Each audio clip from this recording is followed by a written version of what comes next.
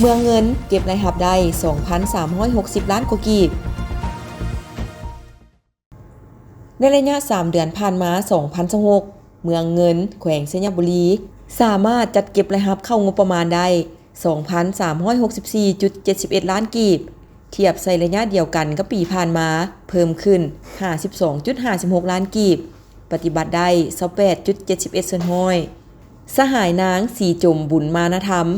ห้องเลขาคณะบริหารงานพรรคเมืองรายงานต่อกองประชุมครบคณะบริหารงานพรรคเมืองครั้งที่ 5 สมัยที่ 6 ในวันที่ 18 พฤษภาคม 2026 ว่าสำหรับการคุ้มครองรายจ่ายงบประมาณได้ 379.91 ล้านกีบพร้อมทั้งได้เบิกจ่ายเงินเดือนและเงินบริหารอื่นๆสำเร็จตามแผนปัจจุบันปฏิบัติได้ทั้งหมด 3,176.15 ล้านกีบเท่ากับ 38.56 ส่วนห้อยของแผนการปีได้คุ้มครองโครงการลงทุนภายในเมืองทั้งหมด 55 โครงการมูลค่าการจัดตั้งปฏิบัติ 4,549 ล้านกีบได้เคลื่อนย้ายสินค้าผลผลิตเกษตรกรรมส่งออกได้ 13,640 ต้นเคลื่อนย้ายสินค้าภายในบรรลุได้ 4,709 ล้านกีบการจราจรสินค้าผ่านด่านสากลน้ำเงินบรรลุได้ 42.52 ล้านกว่าดอลลาร์สหรัฐ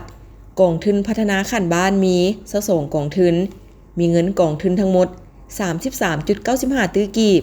นอกจากนี้ภายในเมืองยังมีครอบครัวที่บ่ทันบรรลุ6มาตรฐานพ้นทุกข์396ครอบครัวเท่ากับ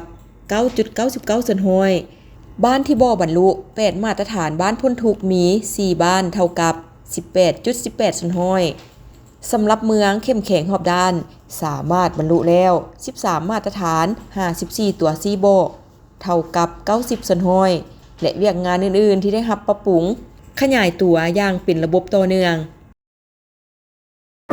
มีข่าวดีจะมาบอกสำหรับใครสนใจเช่าพื้นที่ขายเครื่องทุกประเภทและเช่าพื้นที่ป้ายโฆษณาอยู่ตลาดลาวสนใจสอบถามที่เบอร์ 02058389209 สถานที่ตั้งอยู่บ้านสุพังเมืองไซธานีนครหลวงวิจันทร์